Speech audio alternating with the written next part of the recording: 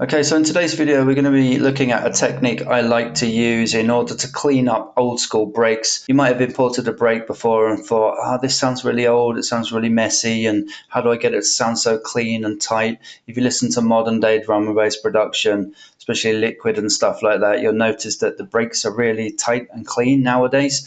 How do people get them to sound like that? Well, that's what we're going to look at. So I'm going to show you a way within Bitwig in order to do this for absolutely free without any paid plugins. So let's get right into it. Here we go. So I've gone ahead and taken one of the breaks from the classic DnB break pack, which sounds like this.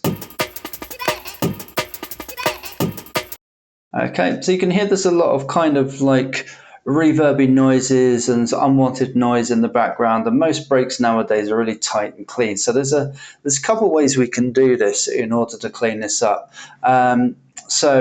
I mean, one really good way is to use this plugin here. If anyone has this is a purchased plugin now, so I think it's about $50–60, something like that. Might be a little bit cheaper. It's worth every penny though. It's a really good transient shaper basically, but it's a multi-band transient shaper. So what this does is if we press Alt and you move this, you can move all of these together at the same time. I don't know if you guys know that, but pressing Alt will allow you to move them all at the same time, and it will take you from this to this. So you can see it removes a lot of that mess in between each hit, and it just gives you nice, clean, tight hits. This also adds a little bit of oomph to the sound and makes it sound nice and tight and crispy as well, because it is a transient shaper, so it's boosting a few of those transients at the same time.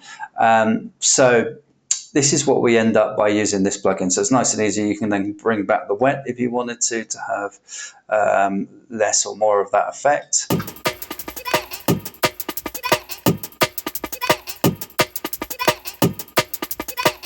So you can hear there, we've got a nice clean tight break, and that's what we're going for in this video. But not everyone has this plugin, and I'm not saying that you have to go out and buy it, although I would highly recommend it.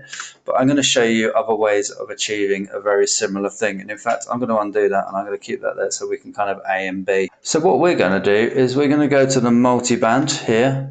And this is very similar, as in it gives you the low, the mid, the high. And to replicate a similar thing, I think the closest way to get it, you could use transients in here as well. What we're going to do is open up the low end, which means on this low end, when we put an effect in here, it's only going to put the effect on this section here.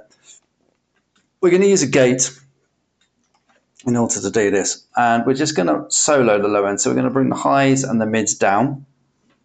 And now we just get just the low end, you see. And what we're going to do is move the threshold, because as we move this threshold, we start deciding how much noise comes in the gate and how much noise stays trapped behind it, therefore not coming through at all. So we can choose by using this threshold here. Let's have a listen and see what happens.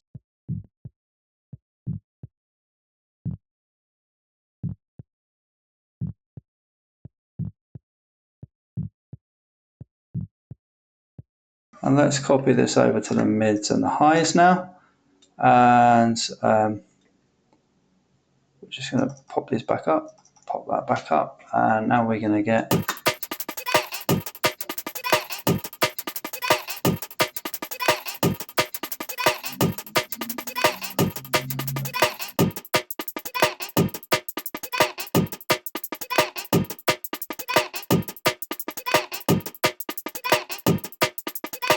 So once you've got this kind of set up how you like it, so I've got this more or less like this now.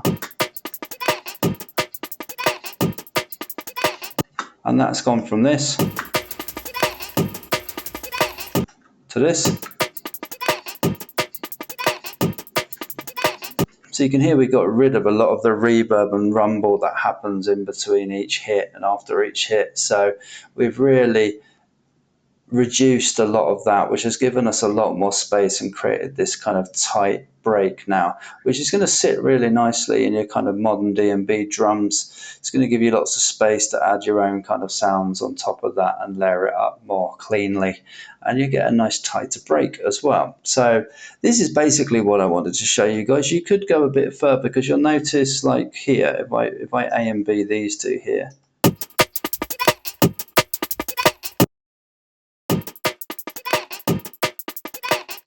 you can see that this, because it's a transient, it's also reinforced the transients as well. So what I could do is add a transient to the end of this as well. So if I went for a kilohertz transient, because everyone can use this, let's add this on here. And what we'll do is we'll just remove the sustain a bit.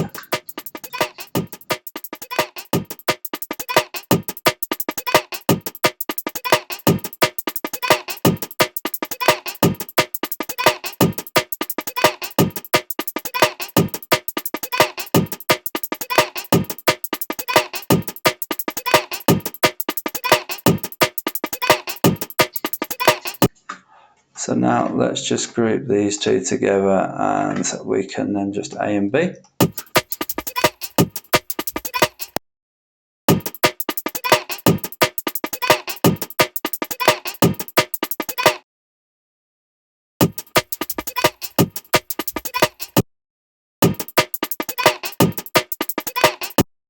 Okay, so you can see we're getting similar kind of results. I prefer the sound of the stab. It keeps a nice natural crispy sort of sound to the break, which we could play around with by playing with the bands here, the frequency bands.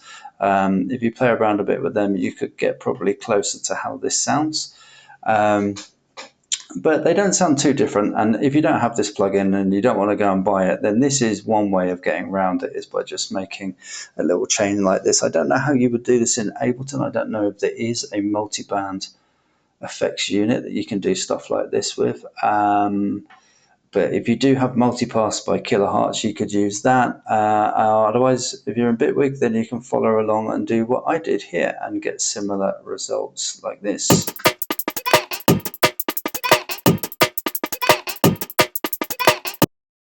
Which is similar to.